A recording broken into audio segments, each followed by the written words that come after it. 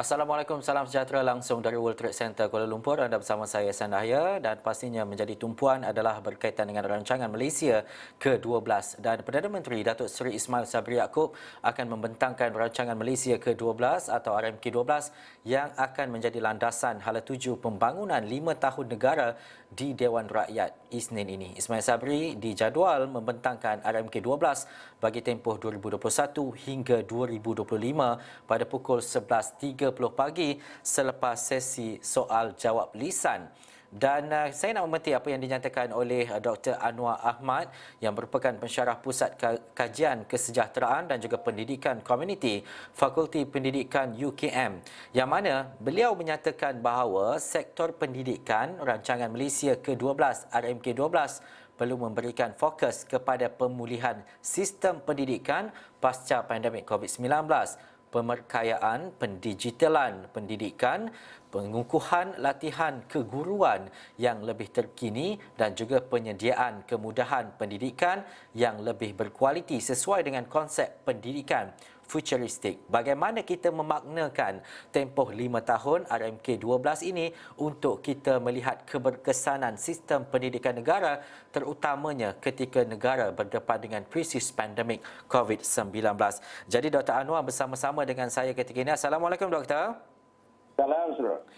Pertama sekali, RMK12 merupakan tindakan dalam tempoh 5 tahun akan datang dan ini perlu dan juga kita memahaminya dan ia bersifat jangka masa panjang yang dilihat berbeza dengan belanjawan ataupun bajet yang diumumkan bagi setiap tahun dan memberi gambaran dan juga perbezaan adalah cabaran kita berdepan dengan pandemik yang mengubah landscape sistem pendidikan negara ketika ini. Dan untuk itu Doktor, menerusi RMK12, tumpuan yang harus diberi keutamaan dan bagaimana pentingnya RMK12 ini dalam mencorak sistem pendidikan yang lebih baik untuk tempoh 5 tahun ke depan. Baik, terima kasih Saudara Ihsan. Betul, saya setuju RMK12 ini akan menjadi hala tuju dan juga pandangan kita apakah berlaku 5 tahun yang akan datang dalam sektor pendidikan, dan ini akan memandu bagaimana kita menyediakan bajet-bajet dan belanjawan tahunan kita. Baik, saya fikir ada dua perkara penting yang akan menjadi penekanan utama di dalam RMK12 ini, selain daripada perkara-perkara lain yang memang sudah pun menjadi tumpuan seperti prasarana dan sebagainya. Tetapi ada dua perkara baru yang mungkin akan menjadi titik fokus kepada RMK12. Yang pertama adalah pemulihan kepada sektor pendidikan selepas 2 tahun kita mengalami pandemik ini. Kita dapat lihat bagaimana anak-anak kita banyak yang keciciran, ramai yang berhadapan dengan kesihatan mental dan sebagainya, dan kita tahu bahawa sistem pendidikan kita rupanya tidak begitu berjaya dalam sektor menyediakan prasarana internet dan juga penyediaan peranti. Jadi perkara pertama yang mungkin menjadi fokus kepada RMK12 yang akan dibentangkan nanti adalah untuk memastikan bahawa sektor pendidikan dipulihkan semula supaya berada di atas landasan yang telah kita gagaskan di dalam PPPM 2013-2015. Yang keduanya adalah berkaitan dengan hala tuju kita. Kita tahu bahawa selepas kita melalui pandemik ini, kita akan beralih kepada endemik, dan endemik ini akan menuntut kita mengubah banyak cara-cara kita menguruskan sektor pendidikan. Kita akan bermula dengan pembelajaran secara hybrid yang menuntut supaya anak-anak kita bukan hanya mempunyai prasarana yang biasa kita lihat, buku teks dan sebagainya, tetapi mereka memerlukan peranti-peranti dan juga bahan-bahan sumber digital. Jadi digital pendidikan, teknologi digital ini akan menjadi salah satu kerangka utama sektor pendidikan untuk 5 tahun akan datang, berkaitan dengan pembangunan sumber pembelajaran, bahan-bahan pembelajaran di atas digital dan sebagainya.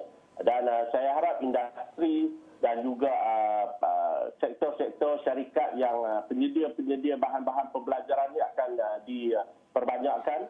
Kerajaan bersedia untuk memberi lebih banyak insentif dan geran kepada syarikat-syarikat yang bersedia untuk menyediakan bahan-bahan pembelajaran. Kita tahu bahawa 5 tahun, 10 tahun akan datang, pembelajaran lebih bersifat 4IR, otomasi, robotik, AI dan sebagainya, yang memerlukan bukan hanya KPM sahaja yang menjadi tulang belakang, tetapi juga sektor swasta. Jadi pada saya sektor swasta memainkan peranan yang sangat penting dalam memastikan RMK 12 ini dapat membawa sektor pendidikan kita kepada taraf yang lebih baik. Doktor, saya nak menarik apa yang doktor nyatakan adalah berkaitan dengan pemerkayaan pendigitalan. Bagaimana untuk kita terapkan dan juga untuk memenangkan perkara ini dalam sistem pendidikan untuk tempoh akan datang? Baik, kalau kita lihat sebenarnya sebelum pandemik ini pun ada dalam rancangan PPPM 2013-2025 gagasan untuk menjadikan sistem pendidikan kita itu berteraskan kepada pendidikan digital itu sudah pun ada. Cumanya ketika itu kita melihat ini sebagai satu perancangan jangka panjang. Tetapi apabila kita dilanda pandemik, kita sedar bahawa sebenarnya langkah ini bukan lagi bersifat jangka panjang tetapi sekarang. Bermaksud anak-anak kita kena disediakan dengan pendidikan digital dan mereka harus mahir dan berkesan dalam PDP ataupun pengajaran dan pembelajaran berasaskan digital. Disebab itu kita memerlukan satu kerangka baru kepada sistem pendidikan kita di dalam RMK 12 ini. Kita tahu bahawa banyak peruntukan-peruntukan harus dihalalkan kepada penyediaan sumber-sumber pembelajaran di dalam digital. Begitu juga dengan cara-cara pembelajaran latihan guru misalnya harus mula melihat kepada kemahiran pembelajaran dan juga pedagogi berasaskan digital. Saya fikir semua perkara-perkara ini mesti dilakukan dengan segera kerana jika kita terlambat ataupun masih lagi menangguhkan usaha-usaha untuk memastikan bahawa pendidikan digital ini dikuasai oleh anak-anak kita, saya fikir mereka akan ketinggalan. Jadi RMK 12 ini adalah platform yang terbaik, satu titik mula yang terbaik untuk kita memastikan perancangan dan juga usaha dalam sektor pendidikan ini bagi memastikan digital pendidikan itu dapat dilaksanakan sesegera yang mungkin.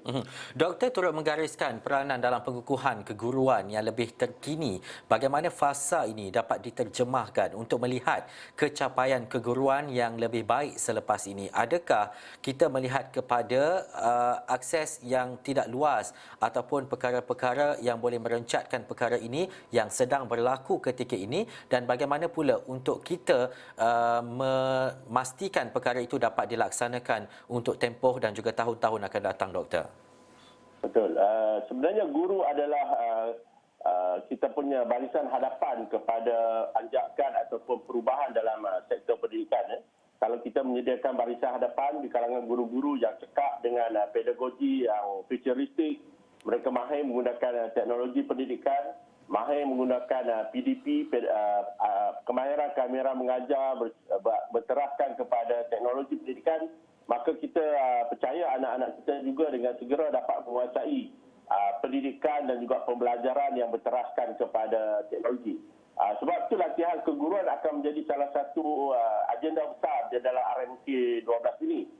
Kerana latihan guru dalam bentuk yang baru ini memerlukan peruntukan yang besar, kelengkapan yang besar dan juga banyak inovasi-inovasi baru yang mesti diberikan untuk meningkatkan kecekapan dan kemahiran guru-guru baru khususnya. Dan juga doktor, satu perkara yang sangat penting dan ini diaplikasikan di seluruh dunia dan juga dengan negara lain adalah bila kita bercakap berkaitan dengan TVET, dan kepakaran ini sangat penting untuk kita lihat ia direncanakan dengan baik. Bagaimana untuk kita melihat kepada perkembangan ini dalam tempoh 5 tahun akan datang, dan bagaimana implikasinya sekiranya dapat kita melaksanakan TVET ini dengan baik, cemerlang dan juga memenuhi pasaran dan juga mungkin silibus-silibus yang ada di peringkat sekolah khususnya. Betul. TVET adalah sektor pendidikan yang sebenarnya kita panggil sebagai pendidikan masa depan. Kita lihat bagaimana negara seperti Jerman, Korea Selatan telah meningkatkan enrolment kepada pendidikan TVET di negara mereka. Mereka sampai ke tahap 70 ke 80% daripada pelajar-pelajar mereka belajar dalam sektor TVET. Sebab mereka tahu bahawa TVET adalah satu sektor pendidikan yang sangat penting. Saya fikir di Malaysia kita belum lagi mencapai seperti mana di negara-negara tersebut, tetapi kita kena bergerak segera ke arah itu. Itu lagi satu perkara yang juga penting dalam RMK 12 ini, pendidikan TVET. khususnya yang berkaitan dengan teknologi TVET ataupun teknologi pendidikan yang lebih tinggi kepada TVET. Kita bukan lagi bercakap soal TVET yang hanya kemahiran biasa, tetapi dikaitkan ataupun disepadukan juga dengan teknologi pendidikan dan juga data-data ataupun penggunaan data-data, pembinaan program, software dan sebagainya. Jadi saya fikir TVET akan menjadi salah satu tumpuan utama dalam RMK 12, Aitan. Dan juga doktor, mungkin kalau kita nak melihat kepada perkembangan dan juga kita menanti-nantikan juga apa yang akan dinyatakan dalam RMK ke-12 pada Isnin ini. Tetapi dalam sektor pendidikan ini adalah antara perkara yang penting dan juga harus dititik beratkan untuk memastikan kesejahteraan dan juga nak memastikan kelangsungan sistem pendidikan itu berjalan dengan baik. Apa harapan doktor mungkin dan juga selepas ini mungkin saya akan bersama lagi dengan doktor untuk melihat kepada pasca RMK 12. Tetapi untuk waktu ini mungkin harapan besar doktor untuk melihat kepada kelangsungan sistem pendidikan itu dapat dijalankan dengan jaya dan juga baik. Ya, harapan kita besar, Ihsan, sebab kita tahu bahawa yang akan menentukan dan memajukan sektor pendidikan, sektor negara kita, pembangunan negara kita adalah pendidikan.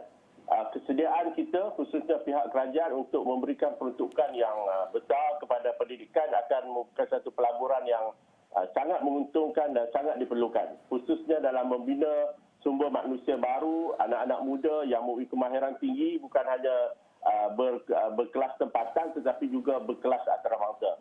Jadi saya fikir harapan kita adalah untuk melihat bahawa sektor pendidikan, sistem pendidikan kita bertaraf antarabangsa, berkualiti tinggi, dan bukan saja kita meniru ataupun mengambil model negara lain untuk kita contohi, tetapi sudah sampai masanya untuk kita pula melihat bagaimana negara lain mengambil contoh negara kita untuk mereka contohi. Jadi saya harap RMK 12 ini menjadi satu titik fokus untuk sistem pendidikan negara, memberi fokus kepada 3 perkara tadi. Yang pertama, pemulihan sektor pendidikan. Yang keduanya, memberikan tumpuan kepada teknologi pendidikan. Yang ketiganya ialah latihan guru. Doktor, akhir sekali, adakah dalam keadaan dan juga situasi sekarang ini jurang itu besar dilihat dalam sistem pendidikan negara di antara mungkin yang berada di bandar dan juga luar bandar, dan juga bagaimana perkara ini perlu diterapkan dan juga dimasukkan dalam RMK 12 untuk memastikan bahawa kestabilan ataupun kesamarataan itu wujud dalam sistem pendidikan negara untuk tempoh 5 tahun lagi. Baik, apabila kita merancang sistem pendidikan kita, kita dapat lihat bahawa selepas tahun 70-an sehinggalah sekarang, antara matlamat utama adalah untuk memastikan keadilan pendidikan itu diberikan kepada masyarakat, khususnya anak-anak kita. Dan kalau kita lihat sepanjang 30 tahun yang lalu, jurang enrolment ataupun akses kepada pendidikan itu telah berjaya kita dekatkan ataupun rapatkan. Bermaksud sama ada kita berada di kampung, pedalaman ataupun di bandar, akses pada pendidikan itu sudah ada. Cuma lagi apa yang kita pentingkan sekarang ini bukan hanya akses kepada pendidikan, tetapi juga akses pendidikan yang berkualiti. Jadi ini mungkin merupakan salah satu lagi cabaran kepada sektor pendidikan untuk memastikan bahawa setiap daripada anak-anak kita yang belajar di sekolah itu mendapat akses pendidikan yang berkualiti. Misalnya prasarana sekolah yang mencapai tahap yang baik, akses pada internet, guru-guru yang mempunyai kemahiran pembelajaran dan pengajaran yang tinggi, begitu juga dengan penggunaan berbagai alat bantu mengajar dan sebagainya. Jadi soal pendidikan yang berkualiti itu yang harus kita tekankan sekarang, bukan lagi soal akses kepada pendidikan sahaja. Baik, terima kasih Dr. Anwar Ahmad, pensyarah Pusat Kajian Kesejahteraan dan juga Pendidikan Komuniti Fakulti Pendidikan UKM, dan kita bercakap berkaitan dengan RMK 12, dan untuk kita nanti kita pasti untuk kita saksikan apa yang akan dinyatakan oleh kerajaan dan juga Perdana Menteri Datuk Seri Ismail Sabri Yaakob. Selepas tertangguh selama setahun, bagaimana rancangan Malaysia ke-12 akan menghidupkan semula ekonomi negara selepas lumpuh akibat pandemik? Bagaimana ia memastikan selepas terencat pertumbuhan selama 2 tahun, ekonomi dapat dibangunkan dengan lebih baik untuk 5 tahun akan datang? Bagaimana RMK 12 akan menjamin pembinaan Malaysia yang lebih baik? Saksikan liputan istimewa rancangan Malaysia ke-12 Isnin 27 September bermula jam 10.30 pagi hanya di Astro Awani, saluran berita paling dipercayai di Malaysia.